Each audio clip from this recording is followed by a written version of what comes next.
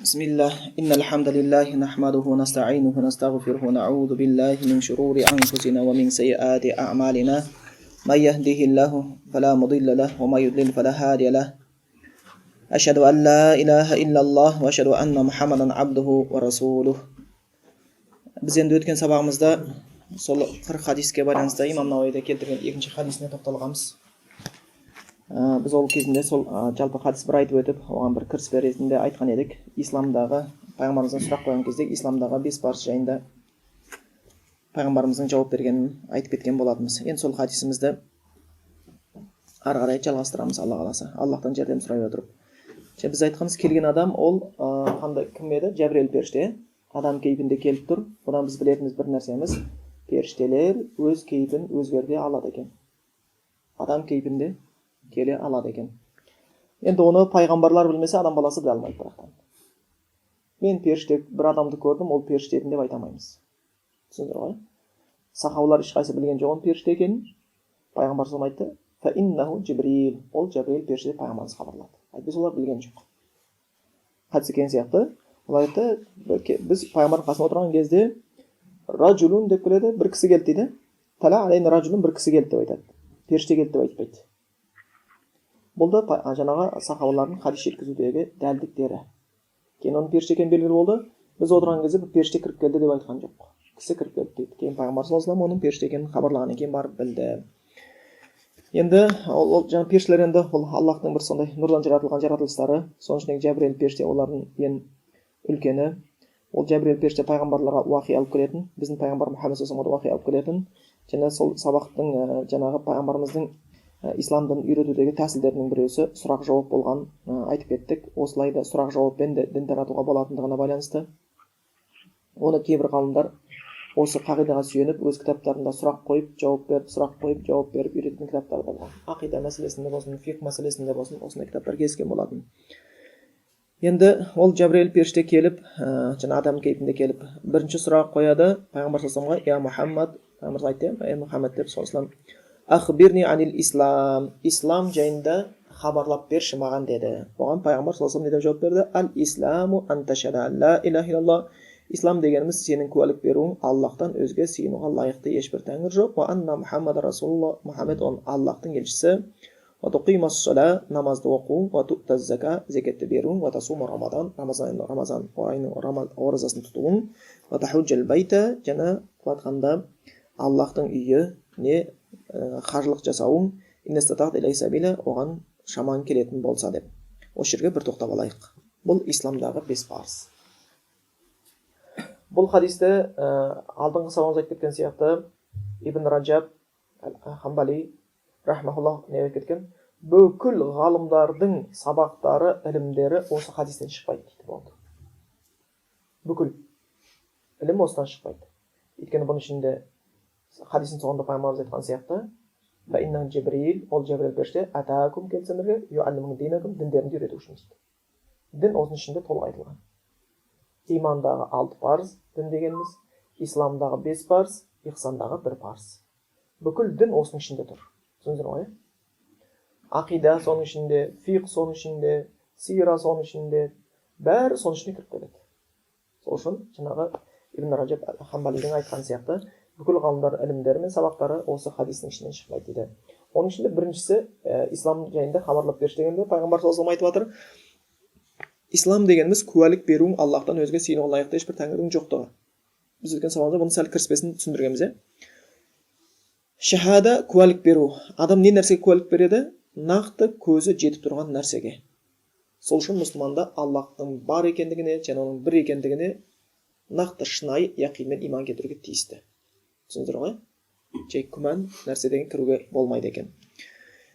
Айтқанымыз енді ла иляха иллаллах деген сөз өзі бірнеше жаңағы сөздерден тұр. Бұл сөйлем не деп келеді? Ла жоқ, иляха сыйынатын зат жоқ, илля Алла, Аллахтан өзге деп келеді. Бірақтан сыйынатын зат жоқ дегенде біз білеміз, адамдар сыйынып жатқан заттар өте көп. Біреу отқа сыйынып жатыр, біреу суға сыйынып жатыр, біреу әруаққа сыйынып жатыр, біреу пайғамбарға сыйынып жатыр, періштеге, жынға сыйынып жатқандар бар. Олардың бәрі сол сыйынған заттар олар үшін иләх. Өздері сол иләх қылып таңдап алды. Бірақ олардың бәрі жалған илахтар. Сыйынуға болмайтын илахтар. Ешбір дәлел жоқ періштеге сыйынуға байланысты. Ешбір дәлел жоқ әруаққа сыйынуға байланысты. Ешбір дәлел жоқ жынға, отқа, күнге сыйынуға байланысты. Сол үшін Аллах Құранда сол Аллахтан өзге нәрсеге сыйынушыларға байланысты не деп айтқан? وَمَا لَهُمْ بِهِ مِنْ عِلْمٍ وَلَا لِآبَائِهِمْ. Олардың батқанда сол істеп атқан ширк күнәларына өздерінің де ілімдері жоқ, ата-бабаларында ілімі жоқ дейді. Неге ата-бабаларын қосты? Құр өздерінің дәлелі жоқ, өздерінің ілімі жоқ десе жеткілікті болатын еді. Ата-бабасы деп айтқанымыз, сол ширк күнәсін істеушілерге неге сен бұны істейсің? Неге сен Исаға сыйынасың деп христианнан сұраса? Неге сен әруаққа сыйынасың деп әруаққа сыйынушылардан сұраса? Олар айтады, ата-бабаларымыз солай істеген дейді. Ата-бабаларымыз ақымақ па сонда деген сұрақ қойды. Ең үлкен дәлел осы, басқа дәлел жоқ. Аллах Тағала Құран аятында бізге сыйын деген сен не білмейсің ба? Пайғамбар сыйын деген сен не білмейсің бе? Ештеңе алып келе алмайды. Сонда олардың дәлелі жоқ, айтып отқан нәрселерінде дәлелсіз істеген болып келеді.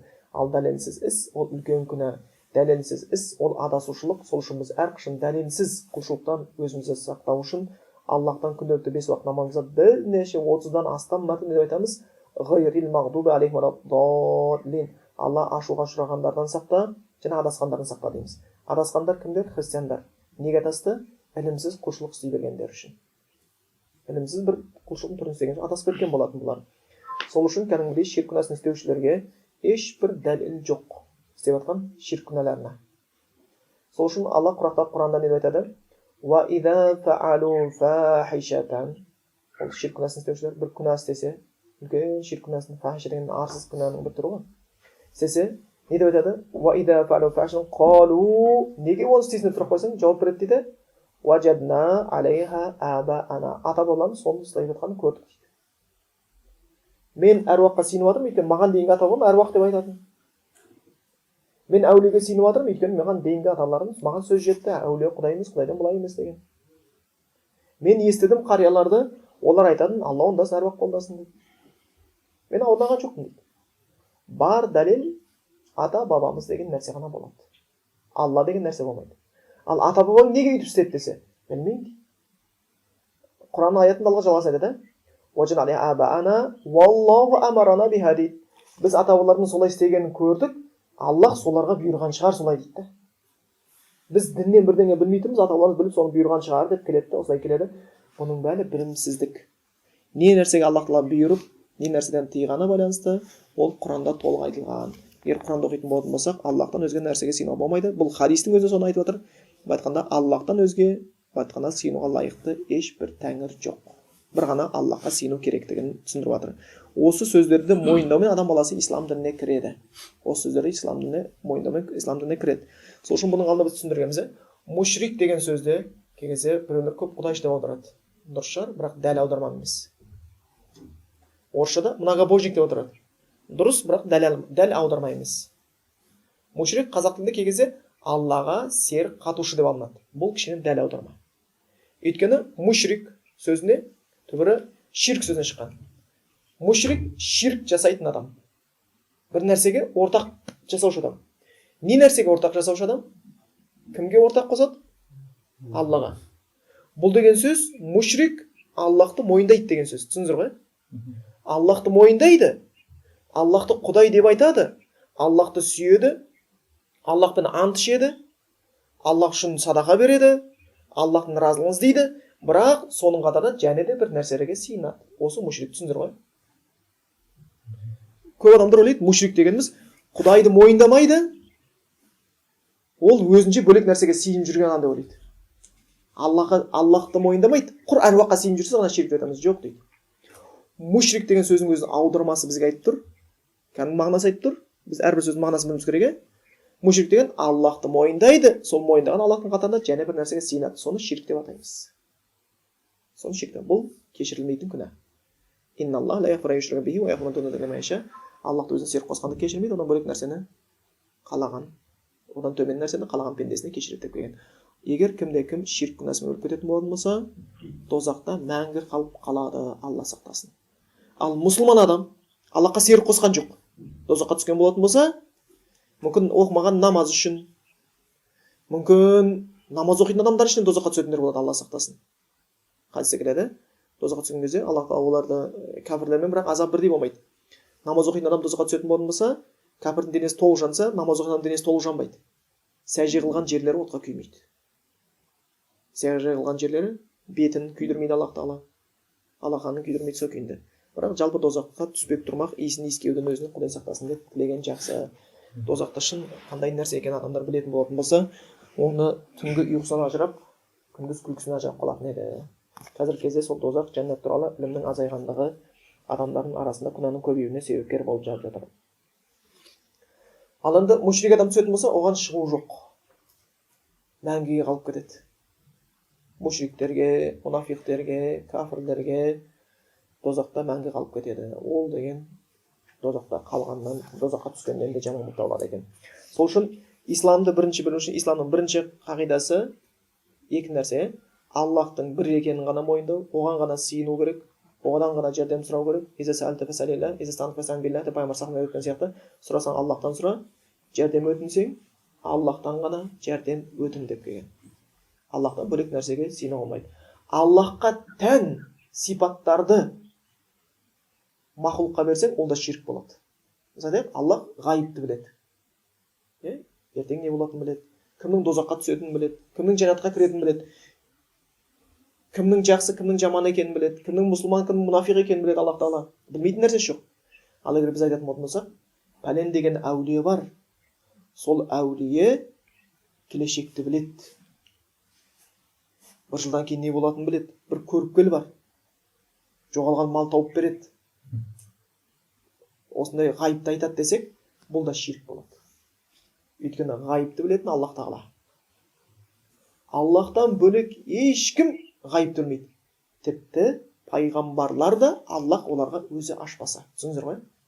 Пайғамбарлар да өз еркімен ғайыпты білмейді. Мысалы қараңыздар, пайғамбарлардың ең абзалы кім? Біздің пайғамбарымыз Мұхаммед Мұстафа саллаллаху алейхи вассалам. Сол ең абзал olan пайғамбар Мұхаммед саллаллаху алейхи вассалам Аллах хабар бермесе, көп нәрсе білген жоқ. Айша анамыз туралы өсек тараған кезде шын өтірігін біле алды ма? Біле алмады ғой, дұрыс па? Халықтан хабар келмейінше. Енді ойлаңызшы, еркек адамға ең ауыр тиетін нәрсе әйелінің адал емес деген сөз, дұрыс па?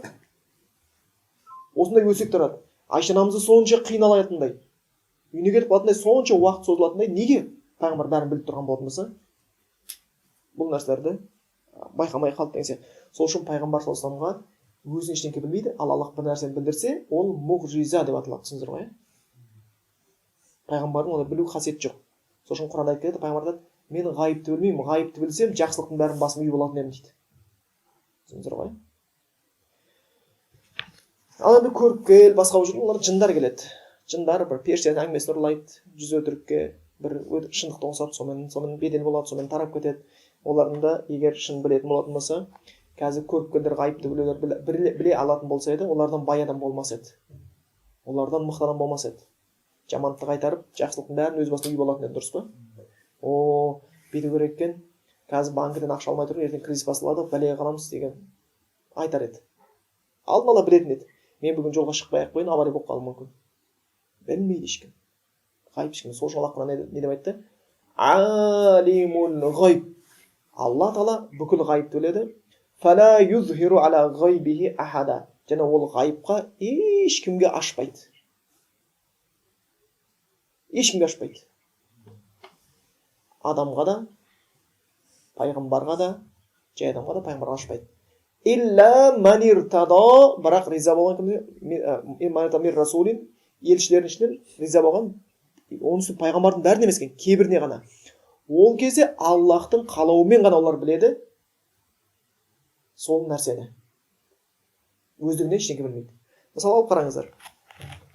Улул азм деген пайғамбарлар бар, бесеу. Пайғамбарлар ішінде ең көсемдері, ең абзалдары бесеу. Біздің пайғамбар Мұхаммед Муса пайғамбар, Иса пайғамбар, Ибрахим пайғамбар, Нух пайғамбар. Осы бесеуі улул азм деп келеді. Бұлар ең абзал пайғамбарлар. Құранда келген 25 пайғамбар ішінде ең абзалдар осылар. Муса пайғамбар Ферғауын артынан қуды. Елмен шыққан еді, теңізге барып тіреліп қалды. Теңізге тірелді да қараса алдынан теңіз, артынан Фирғауын. Қауымы айтты Мусаға: "Инна мудракун, бізді қуып жетті ғой, бізді құрыдық қой. Ей Муса, сен бізді қайда алып келдің?"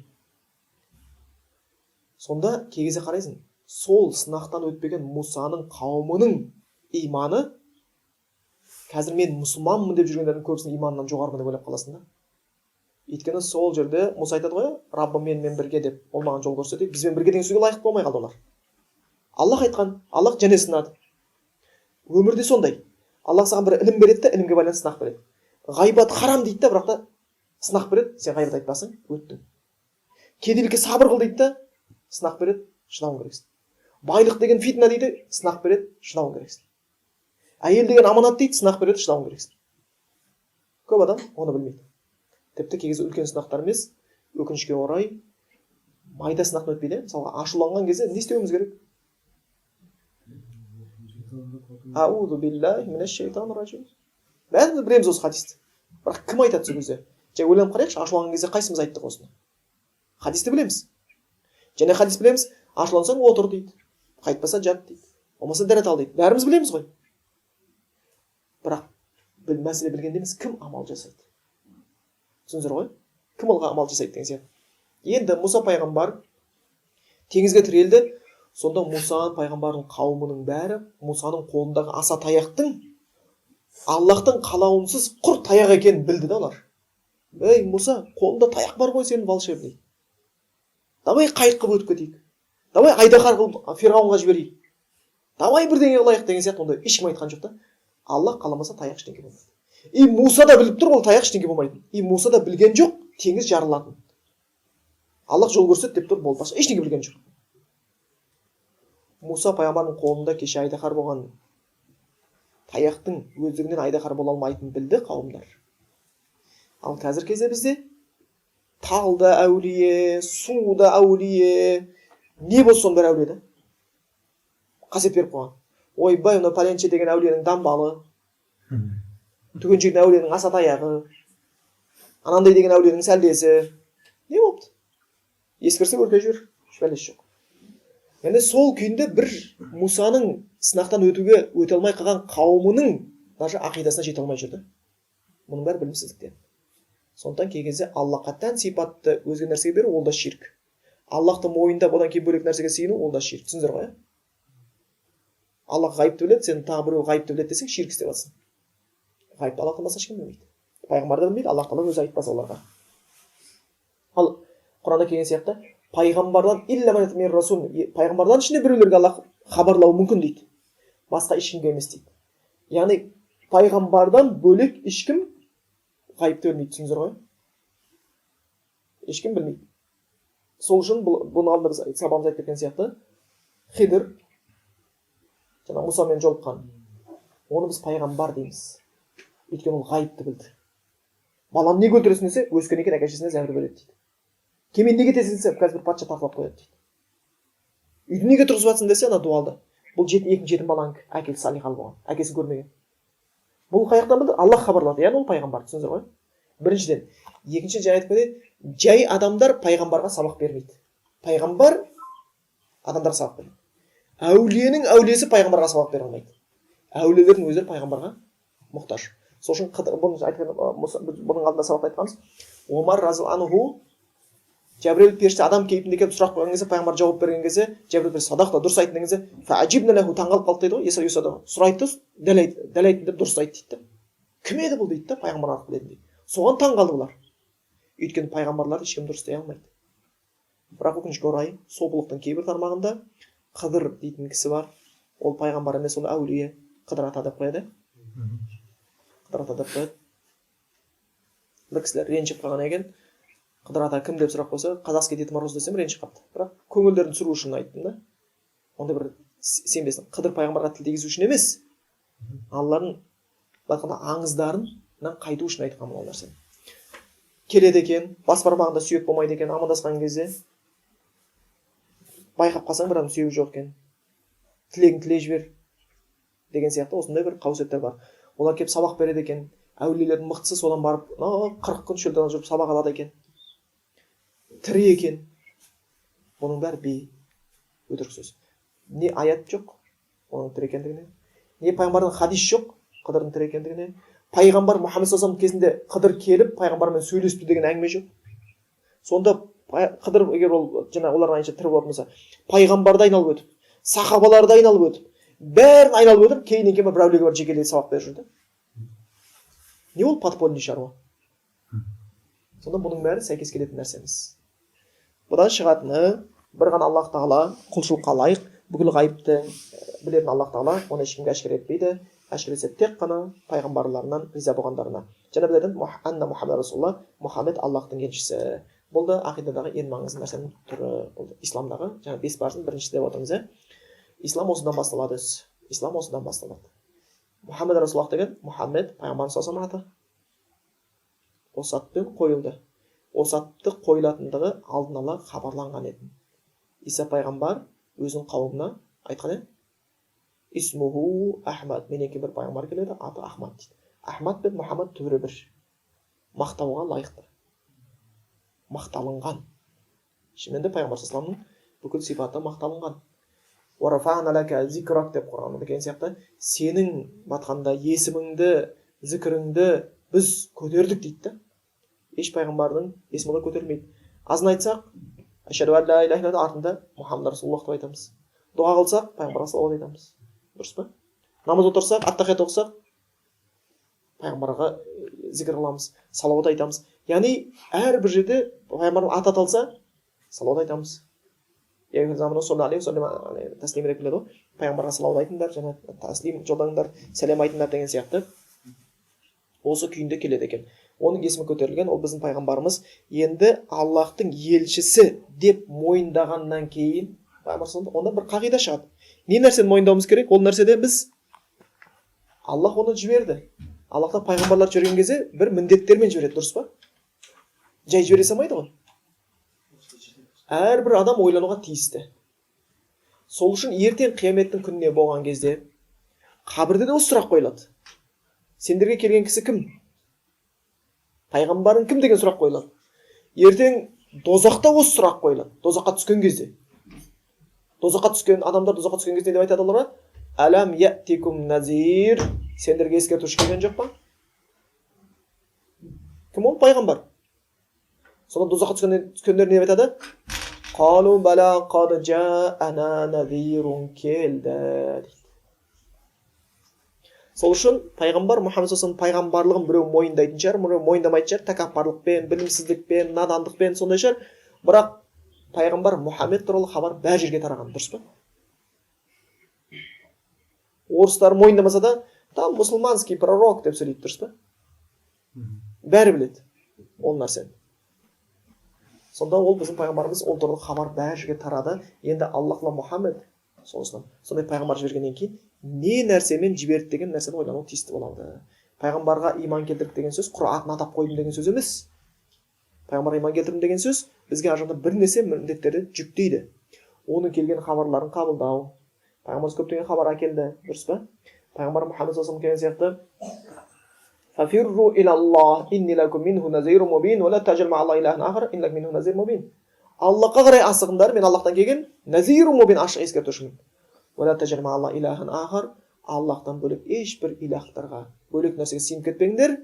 Инни лакум минху назирун мубин. Одан кейін ашық ескертушімін. Пайғамбарымыздың ең бірінші дауғаты не болды? Қулу ла илаха илlalloh туфлиху. Ла илаха деп айтыңдар, құтыласыңдар. Намаздан да бұрын, арақ ішпеден де бұрын, зинақорлық қылмадан бұрын ең бірінші дағуаты осы болған. Ол біздің пайғамбарымыз Мұхаммед Мұстафа саллаллаху алейхи вассалам. Енді пайғамбарға байланысты нәрсе біріншісі тасдиқу бима ахбара, айтқан нәрсемізді растауға тиістіміз. Түсіндір ғой? Пайғамбар қандай бір хадис сахи жолмен келді ме? Жоқ, пайғамбар айтыпты ғой, бірақтан менің ойымша деген әңгіме жоқ. Пайғамбардың сөзінен өзіміздің сөзімізді жоғары қоя алмайды. Одан кейін пайғамбар Мұхаммед саллаллаху алейхи вассаламның қатысты және бір міндеттеріміз бар. Ол нәрсе несі? Аллахқа құлшылықты пайғамбар үйреткендей жасау. Өз еркіміз емес. Өйткені пайғамбар айтқан хадистер көбісі соллу кама раайтумуни усолли. Намазды менің намаз оқығанымды көргендей оқыңдар. Біздің намазымыз пайғамбардың намазына ұқсау керек. Болмаса хузу анни манасикакум. қажылықты мен істегендей қылып істеңдер, менен үйреніңдер қажылықтың рәсімдерін деген сияқты хадистерде Аллахқа құлшылықты пайғамбар үйреткендей істеу. Сонда біздің ғалымымыз айтып кеткенбіз, ла иляха иллаллах деген Аллах біреу дейміз, Мұхаммад Расулуллах дегенде Аллахқа баратын жол біреу дейміз. Ол пайғамбар саллаллаху алейхи көрсеткен жол. Ол пайғамбар саллаллаху алейхи көрсеткен жолы болып тұрады екен. Одан кейінгісі пайғамбарға байланысты міндеттердің біреусі, пайғамбар Мұхаммед Мұстафа саллаллаху алейхи вассаламды біз жақсы көруіміз керек. Өзіміздің әке шешемізден артық, бала шағамыздан артық, адамзат баласының бәрін артық жақсы көруіміз керек. Ол не деген сөз? Бір кісі айтса баласына, балам, намаз оқысаң мен саған ренжимін деді. Ал пайғамбар саллаллаху алейхи вассалам намаз оқуға бұйырған. Осы жерде ол махаббаты сынаққа түседі. Иә, әке шешесінің бәрі жақсы көреді.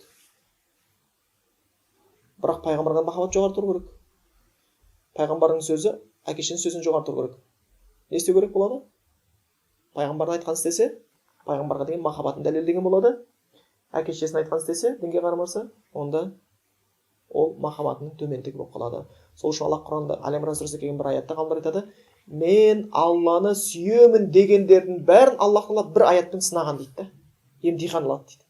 Сенің махаббатың шын болатын болса, құл ин кунтум тухиббуналлаха, егер сендер Аллахты сүйетін болсаңдар, шын сүйетін болсаңдар Аллахты, фаттабиуни, пайғамбар айтқызған, маған еріңдер дейді. Түсіндіңіздер ғой? Аят кезінде жоқ. 31 ма? Юхиббукумуллах ва яғфир лакум зунубакум. Сонда Аллах сендерді сүйіп, күнәларыңды кешіреді дейді. Бұл аят ұлы аят. Біз Аллахты сүйем деген ол әлі жеткіліксіз. Христиан да Аллахты сүйем дейді, дұрыс па? Яхуди да Аллахты сүйем дейді. Мушриктер де Аллахты сүйем дейді. Мушриктер де Аллахты сүйген.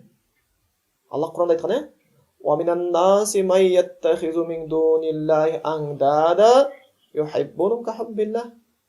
Олардың ішінде біреулер бар, адамдардың ішінде Аллахтан бөлек нәрсеге сыйынып жүр, және сол сыйынған заттарын Алланы сүйгендей сүйеді дейді. Аллах Тағала мушриктер өзін сүйетіндігін хабарлап жатыр. Бірақ ол махаббат оларға көмектеспейді. Аллахтың бұйрығын және оның елшісінің бұйрығын жоғары қоймайынша. Түсіндіңіздер ғой? Сол үшін пайғамбардың елшісіне байланысты және бір міндетіміз, пайғамбарды өзіміздің айтқанда хадис екенсе, бір хадисте деп келеді, жаным қолында бар Аллахпен ант етейін деп келеді. Сендер ешқайсың иман келтірген болмайсыңдар, оған сүйіктірек болмайынша, мен валидихи, әке шешесінен, валадихи, баласынан, ваннаси ажмаин, бар адамнан дейді. Сонда біреуге келіп орамал тағады. Аллах бұйырды, елшісі үйретті. Біреу тақпайсың дейді. Таразға түсіп жатыр. Ал енді намаз оқытпаймын, орамал таққызбаймын дегендердің адамдардың шаруасы одан да қиын. Ойлаудың өзі қиын. Сәл мүмкін өмірге алданатын шығар. Бірақ жәннат алқымға келген кезде, Құдайдың алдына барған кезде, ал сол кезде дәлелдеп көрсін. Жағдай не болатын. Сол үшін бұл Аллах пен елшісінің бұйрығының арасында түсуге болмайды екен. Сондықтан Аллахтың елшісіне деген міндетіміздің және біреусі, оның айтқан сөздерін бізге растауға тиісті екенбіз. Және оны біз өзіміздің әке шешемізден артық сүюға тиісуіміз керек екен. Оған таату фима амара бұйырған нәрсесінде бойысуымыз керек екен. Тиған нәрсесінен, аммана хауа зажар деп келеді ғой, тиған нәрсесінен қайтуымыз керек. Пайғамбар мынаны істе деді, істеуіміз керек, мынаны істемеді, істемеуіміз керек. Және Аллахқа құлшылықты пайғамбар Мұхаммад саллаллаху алейхи вассалам көрсеткендей істеуіміз керек болады екен. Бұл қысқаша айтып кеткен, өйткені бұған байланысты тағы да бір хадиске тоқталуымыз мүмкін. Омардың жеткен исламдағы 5 парыз дегенде және бір тоқтаймыз деп ойлаймын. Уақытымызды үнемдеу үшін және ары қарай жалғасына кетейік. Одан кейін намаз оқу. Бірақ енді біз намаз оқу деп аударып жатырмыз. Бірақ та ол не деп келген? Иқама сөзінен келген. Араб тілінде бұл сөздің түбірі қама яқуму. Не болады? Тұрды, тұрады. Намазды тұрғызу. Мысалы алатын болсам, сіздерге түсінікті болу үшін намаз оқи салу деген бар, бірақ намазды дұрыстап оқу деген бар. Олар құр намаз оқымайды, намазды намаздай қылып оқиды деген сөз. Түсіндіңіздер ме? Мысалы алатын болсақ, мына бір стакан. Бұл қазір стаканды мен былай жатқызып қойсам, мынау не деп сұрасам, ел айтады, мынау стакан дейді. Қазір мына стаканды тұрғызып қойсам, мынау не деп айтсам, ел айтады, бұл стакан дейді. Бірақ мынау бүйткен кезде бұл құлап жатқан стакан. Былай тұрған кезде бұл тұрып тұрған стакан. Түсіндіңіздер ғой? Құлап жатқан стаканға ештеңе құя алмайсың, көп нәрсе. Бірақ стаканның аты жоғалған жоқ. Тұрып тұрған кезде оған бір нәрсе құя аласың. Сол үшін сенің оқығаның намаз. Бірақ қандай намаз? Түсіндіңіздер ғой? Сапалы, сапасыз. Ықыласы қандай болды? Уақыты қандай болды? Дәреті қандай болды? Ол жақтарын ескеру, бұл да маңызды істердің қатарына кіреді екен. Түсіндіңіздер ғой? Сол үшін құр намаз оқы деп жатқан жоқ. Намазды дұрыстап оқы. Сол үшін иқамату сала деген ниетті дұрыстау, дәретін дұрыстау, уақытын қадағалау, шарттарын орындау деген нәрселер соның ішіне бәрі кіріп кетеді. Намаз өйткені былайқанда иманнан кейінгі екінші, исламдағы рүкін, екінші парыз. Намазға байланысты көп деген аяттар бар, намазға байланысты көп деген хадистер бар. Былайқанда сахабалардың ішінде намазға тастап кету былай тұрсын, жамағаттың намазына қала бастаған кезде не деп келеді? Біз ол адамға туралы жаман ойға түсе бастаушы дейді. Ол адам туралы жаман ойға түсе бастаушы едік дейді. Абдулла ибн Омар айтқан сияқты. Бұрынғылар айтатын, намазға барған кезде өзі үйлер жақын болды ғой. Мешіт жақын болды, мешітке жақын тұрған адамға мешіт оқу парыз. Алыстағы адамға абзалдық, парыз болмаса да. Енді сол мешітке болған адамдарға бұрынғылар не айтатын еді? Балалары басқа келген кезде жамағатқа үлгердің ба деп емес олар. Имаммен бірге тәкбірге үлгердің бе деп айтады екен да. Сол маңызды. Күйінде соған дейін барған, кейін бұл әлсіреп, тіпті намаздың өзін Алла тағала Құранда иман деп атаған. Иман деген атау берген. Намаздың көп аттары бар, ас-салату нур, намаз деген нұр деген сияқты. Ас-салату аймадуддин, намаз деген діннің тірегі деген сияқты. Көп аталады, соның бір аты иман деп аталады. Алла Құранда құбла ауысқан кезде, білесіздер, Мединаға мұсылмандар көшті, сахабалар, сонда олар Масжид Ақсаға қарап намаз оқыды. Бірақ пайғамбарымыздың көңілі Мекке жаққа қарап еді. Кейін Алла Тағаладан жаңағы бұйрық келді. Фавалли вajhaka шатрал масжидил харам, жүзіңді мешіт жаққа қарат, Қағбаға қарат деді. Қағбаға қарап намаз оқыған кезде Аллахтан бұйрық келді, сахабалардың бәрі сол жаққа қарап намаз оқыды. Олар біраз уақыт жүздерін қай жаққа қарап оқыған еді? Масжид Ақсаға.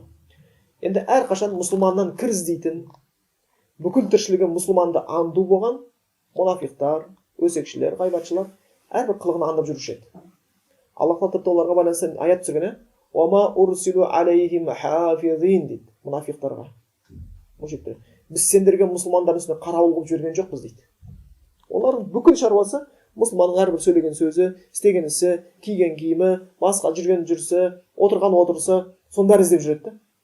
Басқалар не істеп, не қойсын, адам өлтіріп, қырғын басқа жойып атсын, бірақ мұсылманнан бірден көрген кезде, жақсы емес деп шығады, дұрыс па? Көрген шығарсыздар, бір ажырасқан бір-екі қызды көрсетіп телевизордан, бүкіл мұсылманға солай күйеу жағып жатыр. Ал айдаладағы орыстың поп айтады, мұсылмандар деген қандай керемет, балаларына қандай жақсы қарайды деп поп айтып жатыр. Ол шынайы көзбен қарап жатыр. Мына өсек көзбен қарап жатыр. Қызғаныш көзбен қарап жатыр. Шайтани көзбен қарап келеді. Ал енді салыстырмалы түрде, мысалға мемлекеттік қызметте бір ауыр жұмыс бар. Ауыр болса да ар жағында Құдай деп жүрген адамдар үшін сауапты да жұмыс. Мысалға қауіпсіздік дейміз ғой, мысалға ДВД, мысалға бұл жұмыстар өте ауыр жұмыстар негізі. Олар қылмыскерді тоқтатады, бір ұрлықты тоқтатады. Енді адамдар басына күн туса, соларға жалынады, дұрыс па? Егер солардың сводкасын қарайтын болатын болса, біз шошып кетер едік. Дұрыс па? Бір күнде қанша адам өліп жатыр? Бір күнде қанша кража болып жатыр? Бір күнде қанша адам зорланып жатыр? Бір күнде қанша кішкентай баланы зорлап жіберді? Деген сводканы көретін болсақ, біз зәрем ұшып кететін едік. Сөйткен кезде 2 жылда бір мұсылман бір бәлені бүлдіреді. Енді көп болғаннан кейін шығады да бірдеңе. Көп болғаннан кейін арасынан бірдеңе шығады. Бірақ бұны айтайын деп жатқан нәрсеміз, бұл жерде тақырыпқа тоқталғанымыз, мұсылмандар айтқанда жүрген кезде олар аңдушы ретінде жүрген жоқ. Мұсылмандар әрбір істеген ісінде ықтияттылық, парасаттылық деген нәрсе басым болу керек. намазды уақытысында оқып отыру керек. Намаздың жаңағы діннің тірегі деп келді, намаз осы нұр деп келді. Сондықтан пайғамбарымыз кезінде құбла ауысуға байланысты мәселе келген кезде мұнафиқтар өсек таратты. Қандай өсек таратты? Аналар осыға дейін намаз оққандар қателесіпті ғой. Намаздар зая кетіпті ғой, бекер кетіпті ғой. Өлгендердің жағдайы бейшара болды ғой. Сендер осы уақытқа дейін қателесіп, құбыларың қателесіп жүрген екенсіңдер ғой. Намаздарың бітті ғой деген кезде, намаздарың дұрыс болмады ғой деген кезде, Аллах Тағала намазды маңыздыған соншалықты, Алла намаздарыңды деп айтқан жоқ, имандарыңды зая қылған жоқ деді. Ол намаз. Салафтан жеткен тәпсір бойынша Алла намаз не деді? Имандарыңды зая қылған жоқ деді. Бұл иманның ең үлкен көрсеткіші екен. Сол үшін жүректегі иманның ең анық көрсеткіші ол намаз. Тал тұр. Біз жапырағына қарап біреу алма, жоқ алма емес қара тал, жоқ қара тал емес сүмбіл тал деп таласып жатыр. Бірақ солдан алма шығатын болса, алма екен ғой, ешкімде талас болмайды, түсіндіңіздер ғой? Сондықтан мұсылман емес таласады. Бірақ намаз оқып жүрсе, таласпайсың болды. Ол мұсылман. Бұл жемісі. Сол үшін жүректегі иманның ең үлкен жемісі ол намаз. Түсіндіңіздер ғой? Сол үшін Омар разиаллаху анхудың өзі лахазза фил ислами лиман тарака салат деп келетін сияқты, кім намазын тастаса, исламда үлесі жоқ деп Омардың қатты айтатын сөздері. Болмаса Али разиаллаху анхудың ман тарака фақат кафара, кім намаз тастаса кәпір болды деп айтатын сөздері. Бұлар шын айтылған сөздер. Бірақ бұлар умум мағынасында, түсіндіңіздер ме? Бұл личностьке емес. Бірақ осындай қатты сөздер нақты айтылған салафтардан. Кімге жақсы? Кәпір болсын деген сөз. Сонда намаз ол маңызды мәселелердің болып табылады. Енді былай ойлап қараңыздар.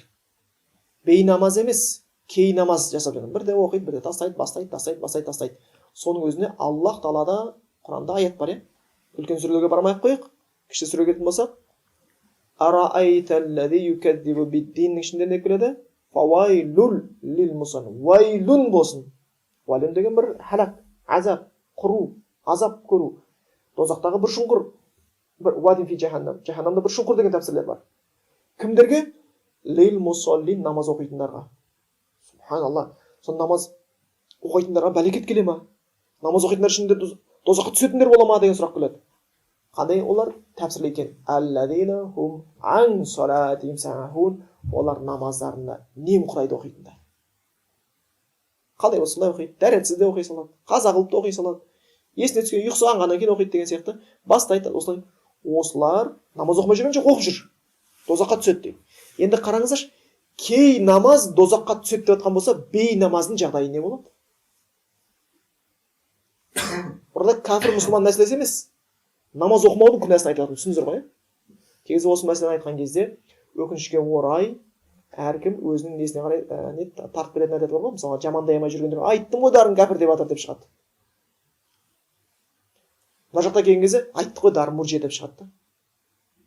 Яғни ақиқатын білмегеннен кейін, жүрегінің ар жағында бір адамға деген шынайылық жатпағаннан кейін. Ал енді ол Құранда келген аяттар бойынша намаз оқымаудың өте ауыр екен. Фақат мен бардым халфун адам салаты шахват деген сияқты. Одан кейін бір қауымдар пайда болды, намаздарын зая қыла бастады. Сөйтіп шахватқа еріп кетті. Фасауфаял қауна ғайя, олар не дозаққа тасталады деген аят бар. Соған сахабалар жеткен тәпсірінде келеді. Ма таракуха куллиян дейді. Олар намазын толық тастаған жоқ дейді. Оқиды, оқымайды, қаза қылады, үйтіп жүрген адамдар дейді бұлар. Соларға айтылған аят дейді.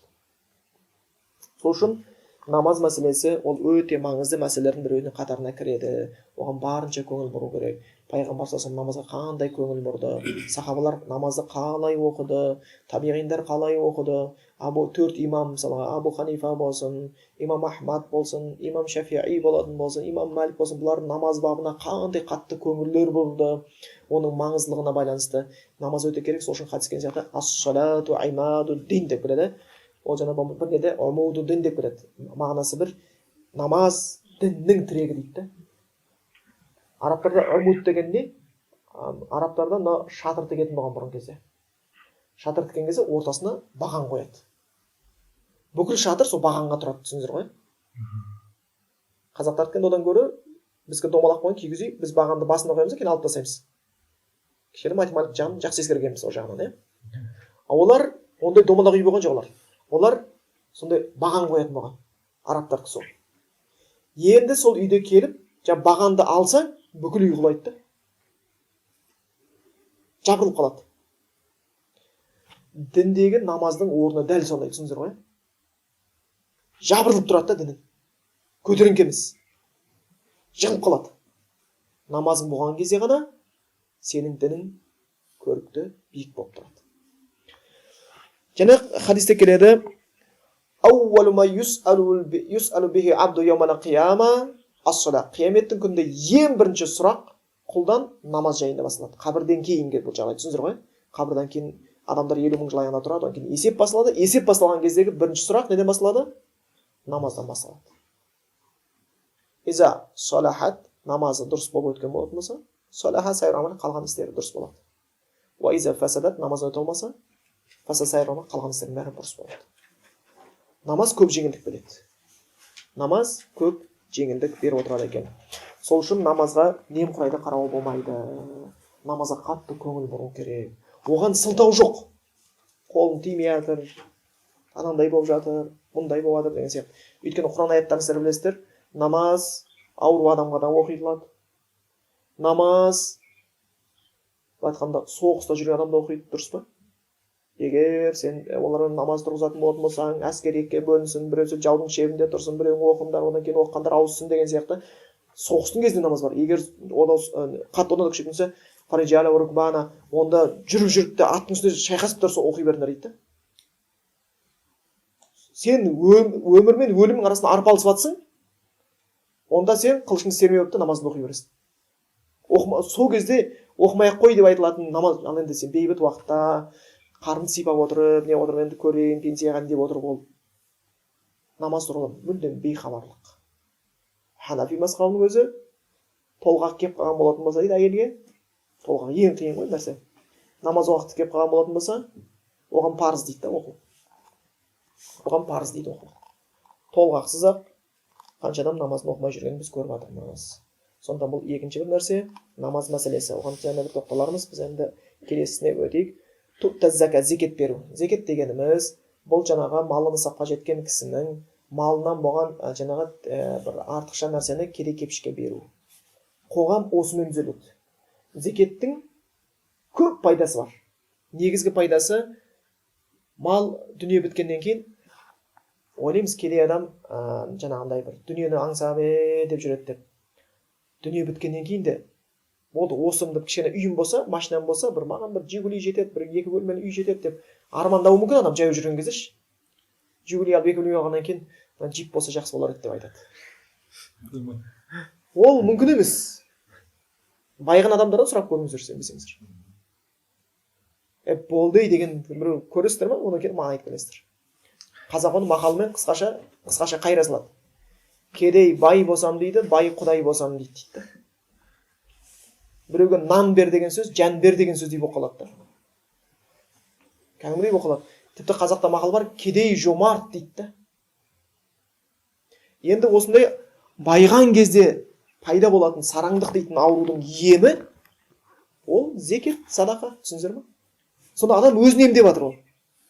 Ол біреуге ақша беріп жатырмын деп ойлайды, біреуге пайда келтіріп. Бірінші орында ол кедейге ақша беріп пайда беріп ойлайды. Бірінші орында өзіне пайда беріп жатыр. Түсіндіңіздер ме? Бірінші орында өзін құтқарып жатыр. Өйткені пайғамбар айтқан, "Расу кулл хатиати хуббу дуния." Бүкіл қателіктің дегендегі бастамасы дейді, дүниені жақсы көру дейді. Дүниені жиғанда емес, жақсы көрген кезде проблема басталады. Сол жақсы көріп кетпеу үшін, дүние жүрекке қатты кіріп кетпеу үшін, шариғатта зекет, садақа деген нәрсе болған. Құранда аят бар, сахабалар сипаттанып келеді. Садақа беруге ақша таппай жылап жүрген сахабаларды сипаттайтын аят бар. Көзден жас ағады, беретін нәрсе таппай жүр дейді. Олар садақаны сондай жақсы көрген.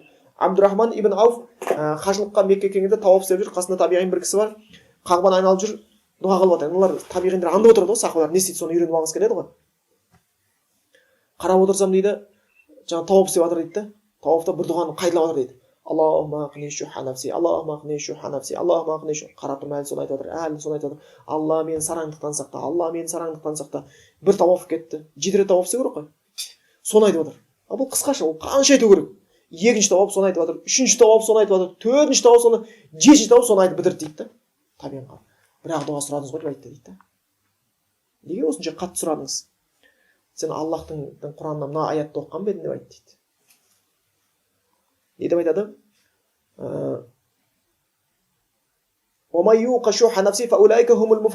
Кім өзінің жанның сарандығынан құтылған болатын болса, ол муфлих болады дейді. Муфлих деген сөз түбірі фалахтан шыққан, біз аяғына бірақтадымыз ғой. Араб тілінде фалахтан артық сөз жоқ дейді. Фалах деген сөз дейді, ғалымдар түсіндіреді. Бүкіл жақсы сөзді армандайтын нәрсеңді алып кірші, соның бәрі фалахтың ішінде дейді. Бақыт па фалахтың ішінде. Жазылу ма фалахтың ішінде. Құтылу ма фалахтың ішінде. Мәртебе ма фалахтың ішінде. Бүкіл дүние ақыреттің жақсылығын қамтыған сөз дейді. Сол үшін біз намазға фалахқа келіңдер деп айтамыз. Құр намазға келіңдер айтпаймыз. Аллах айтып жатыр дейді. Кім өзінің сарандығынан құтылса, сол муфлих болады деп айтты. Сол үшін кей кезде мал дүниесіне зекет бергісі келмейтін адам сарандықпен мен қазір беріп қойсам, ертең қиын болып қалатын болса, бір қиын жерде ақша таппай қалатын болса, анау азайып қалады, үйтіп қалады, бүйтіп қалады деген адамға Аллах не деп айтады? Ғайыпты біліп тұр ма дейді да. Қайдан біледі? Бай бола ма, кедей бола ма? Аллахтың қолында. Сонда зекет, садақа беретін адам нені мойындайды? Мен емес өзімді өзім байыған, Аллахтың арқасында деп отыр да. Аллахтың арқасында деп айтады. Аллах Тағала әп-сәтте оны кедей қойып қиын емес. Дұрыс па? Өзі миллион, миллиард деген сөздер білесіздер ғой, бәріміз математика өттік қой. Миллион деген сөз алдында 1 тұрады, артында көп 0 тұрады. 0 деген сөз ғой, нөлдер. Түсіндіңіздер ме? Мына 1 деген жоқ болатын болса, 0 да оның бәрі. Тиын болмайды. Түк те болмайды. 0. Егер мына дүние 0-дің пайдасы жоқ, егер жүректе иман болмаса. Аллахқа деген тәуекел болмаса, бұны беріп жатқан Аллах Тағала деген нәрсе болмаса. Сол үшін ол мысалы бізге рызықтандырып, рызықты беретін Аллах Тағала, біз тек қана себебін жасаушылармыз. Себебін жасаушылармыз болып келеді екен. Бұл бірінші пайдасы. Зекет берген адам бірінші өзін құтқарып жатыр. Өз-өзіне жан ашып жатыр. Сол үшін Абу Бакр Сыдықтың кезінде зекет бермегендерге соғыс ашылған. Оларды құтқару үшін, оларды бір басын шауып алу үшін емес, олардың өздерін құтқару үшін. Ол надан, олар білмей жатыр өзінің пайдасын. Екінші, қоғамда кедейлерге пайдасы бар. Жетім, жесір, мұқтаж, қарызға батқан, түрмеде отырған деген сияқтыларға пайдасы бар бұның. Оның жағдайын көтересің. Олар және саған дұға қылады, және пайдасын табасың. Үшінші, қоғамның құлдырауынан құтқарады. Қоғам қайырымдылықсыз ешбір қоғам тұра алмайды, түсіндіңіздер ме? Егер байларда қайырым кететін болса, кедейлерді бөліп тастайтын болса, ол қоғам бір күні құлайды. Екеуінің арасында байланыс болу керек. Ол байланысты садақа, зекет ұстап тұрады. Қайсы бір қоғамда жаңағыдай пенсионерлерге жағдай жасамаса қарасаң, вообще өкіметке бір пайдасы жоқ сияқты, пенсияларға бір вообще отырып алып, қарап тамақ ішіп жатқан адамдар сияқты. Бірақ неге өкімет пенсияны береді? Өйткені олар ренжісе, ертең әжептәуір проблема пайда болайын деп тұр. Тиын берсе де пенсия береді. Жетім, жесір, айтқанда көп балаларға көмек деген сияқты, осының бәрі қайырымдар. Егер осы нәрселер болмаса, қоғам сол кезде құрайды. Қоғам сол кезде құрайтын болып келеді екен. Сол үшін жаңа бір керек болған бұл зекет, кәдімгі оның пайдасы бар. Жаңа әрқашанда ұмтылу керек. Пайғамбар кезінде сахабалар келіп айтты: "Захаба ахлу дусур бил уджур", деп, Аллахтың елшісі, анау байлар сауаптың бәрін алып кетті, біз сауапты қалай табамыз деп кедейлер келді. Біз садақа бере алмаймыз олар сияқты деп. Пайғамбар айтты: "Былай істеңдер, былай істеңдер, мына тәсбих айтатын нәрсе келеді." Сонда олар кәдімгі біз байымай қалдық деп жатқан жоқ. Садақа бере алмай қалдық деп жатыр да. Аллар ақшасы көп, бізде ақша жоқ. Бұл не деген дін деп айтып жатқан жоқ, түсіндіңіздер ғой? Садақа бере алмай жүрміз. Анандай құлшылық істей алмай жатырмыз біз. Бізде намаз бар, оларда да намаз бар. Бізде ораза бар, оларда ораза бар. Бірақ олар садақа береді, біз садақа бере алмай жатырмыз. Біз зекет бере алмай жатырмыз. Бізде бір құлшылық кем болып тұр. Ертең Алланың дәрежесі жоғары болады бұл жәннатта. Біз сонда түсіп қаламыз енді дәрежеміз деген оймен келіп отыр. Құлшыну үшін.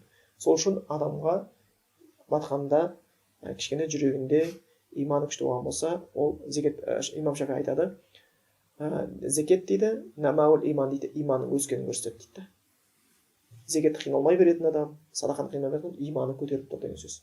Сәл бір қиналып жорға дегенде ол уже бұрыс адам деген сөз, иманы бұрыс адам болып келеді. Бірақ сол зекет садақа бермейтіндердің мал дүниесі бар ғой, пайдасыз жерге кетіп жатыр. Дұрыс па? Казиноға $10,000 ұтылып келіп жатқан біреу отыр қазір. Бірақ өзінің туысқанына 10,000 теңге сатқан жоқ етін солшы. Туысқаны келіп, ойбай, мен екеуміз бір атадан тудық қой, анау сенің өзіңдей балаң ғой менің. Ауырып қапты, бір больницаға жетпей жатыр, ей, бер жесе. Қазір жоқ ей, баршы, миды ашып жүр, істемей, еңбек істемейсің, жалқау бәлесіңдер сен, жалаң аяқ, кет деп барып, 10,000 теңге бермей туысқанын, $10,000 казинода ұтылып келіп жүрген адамдар бар. Далаға кетті, пайдасы жоқ. Ертең сол дүниесі өзін азаптайды. Қандай айт бар? Зекет бермеген зекет малдар жиналады да, ертең неге айналады? Айдаһарға айналады, дәу жыланға. Басы жып-жылтыр. Көзінің төсінде 2 қара түйіні бар. Келеді да қылқындырады. Мен сенің зекетімін. Бұл дүниенің өзінің дәу жыландары қысқан кезде қабырғаңа ұқсатып жүреді, дұрыс па? Дозақтың жыланы не болады? Мен сенің зекетіңмін. Кепшікке 7 жесектеріне жасырған деп келеді екен. Сондан бір нәрсе зекет, оны өзімізге де басқасына Аллах тағала дүниеге мұқтаж болып тұрған жоқ. Бұл шынымен де өзіміз құтқару үшін уатасума Рамазан оразасын тұту дейді. Енді оны баршамыз білеміз. Рамазан айында келеді, ол да үлкен бір нәрсе. Пайғамбар саллаллаху жеткен хадис бойынша, хадис құдыста Аллах айтады, оразаның сауабын өзім беремін дейді да. Бұның өзі жеткілікті. Қандай дәрежеде? Ораза ұстағандар не? Жәннатқа құр есіктен кірмейді. Қандай есіктен кіреді? Мен бәбір райян деген есіктен кіреді дейді. Бұл уже түсінікті. Қандай нәрсе екен сауабы? Түсінікті. Сахабалардың оразаны жақындаған кезде 6 ай бойы жақындап қойыңыз, Алла оразаға мына сен жеткізші деп, ораза өткен екен 6 ай бойы оразамды қабыл етші деп жататыны бекер емес. Қандай қадірін білгендіктері. Соның біреусі Рамазан оразасын тұтуды келеді. Жаңа жол бойы саған айтыр шаман келетін болса, жетуге ояға Аллахтың үйіне қажылық істеу дейді. Осы жерден бір тиянақта біз не алайық, иншалла. Бұл жаңағы қажылық дегеніміз сөздің аудармасы, хадж деген сөздің. Сөздің аудармасы. Кез келген сөздің аудармасы бар, және шариғи аудармасы бар, Солат, намаз деп айтамыз. Бірақ сөздіктегі аудармасы дұға. Дұға қылу. Сол үшін пайғамбар саллаллаху Құранда келеді: "Уассалли алейхи мин саллати сакан лахум." Олар сахабаларға дұға жаса, сенің дұғаң оларға тыныштық алып келеді дейді. А шариғаттағы салат дегеніміз ол не? Белгілі уақытта, белгілі кейіпте орындалатын құлшылықтың түрін біз намазды айтамыз соны. Тура сол сияқты хаж дегеннің сөздік аудармасы бар. Хаждың сөздік аудармасы әл-қасту иләл-муаззам. Ұлы нәрсені мақсат тұту. Хаж деген сөзін түсіндіңіздер ғой? Неге хажды қажылық деп атады? Өйткені сен жүрді үлкен мақсат. Аллахтың разылығын табайын, жәннатқа кірейін деген нәрсені. Кім осындай ниетпесе, оның хажы хаж. Қажеке болайын, ел өрмеген жерді көріп қайтса, ол хаж емес. Мақсат ұлы болу керек. Өйткені хажылықтың сыйлығын деп берген: "Әл-хаджул мабрур лайса лаху жазаун иллал жанна." Қабыл болған қажылықтың сыйы жәннат дейді. Кім қажылыққа барды, қажылығы қабыл болса, Аллах білуші, ол жәннатқа виза алып қойып берген сияқты өзіне. Болмаса, "Фаман хаджа ва лам ярфус ва лам яфсук раджа ка яуми валадат уммуху." Кім қажылық істесе, жаман сөз сөйлемесе, жаман іс істемесе, анасынан туғандай болып қайтып келеді дейді. Күнәңді өшіріп жүреді екен. Сондай бір не болып қалады. Бұл жаңағы Аллахтың үйі. Ол үй ең бірінші соғылған жер бетіндегі үй сол болады. Жер бетіндегі Аллахтың құлшылығы үшін соғылған ең бірінші сол Каба. Оның орнында Адам ата бірінші соққан, Ибрахим пайғамбар соның фундаментін соққан. Сол үшін Құранда келеді: Ибрахим пайғамбарға үй соқ деп айтқан жоқ деп келмейді, соқ деп айттық деп келмейді. Не деп келеді? Біз Ибрахим пайғамбарға үйдің фундаментін көрсеттік дейді. Қайерде екен? Соның үстіне соққан. Болған. Иә, уже орны болған. Ең бірінші соғылған үй сол Адам ата түскеннен кейін соған соққан. Кейін Нұх пайғамбардың кезінде су шайып кеткен. Одан кейін Ибрахим пайғамбар Аллахта көрсеттік орны қайерде екен? Тура соған барып соға соққан. Сол жерге соққан. Адамзат баласының жер бетіндегі тарихы сол жерден басталады. Содан көбейдік, өстік, кеттік, жер бетіне тарадық. Содан біз жер бетіне тараған болып табылады екенбіз. Сонда ол былай айтқанда жер бетіндегі ең бір қасиетті жерде орналасқан Құран аяты сол жақтан барып түсе бастады. Ол жерде оқыған намазының сауабы 100.000 намаздың сауабына татиды екен. Аллах тағала қажылыққа барған болса, Алла қажылықтарымызды қабыл етсін. Бармаған болатын сауапқа баруды нәсіп етсін. Субханакаллахумма бихамдика ашһаду ан ла илаха илля анта астағфирука ва атубу илейк. Келесі жолы ары қарай жалғастырамыз иншалла.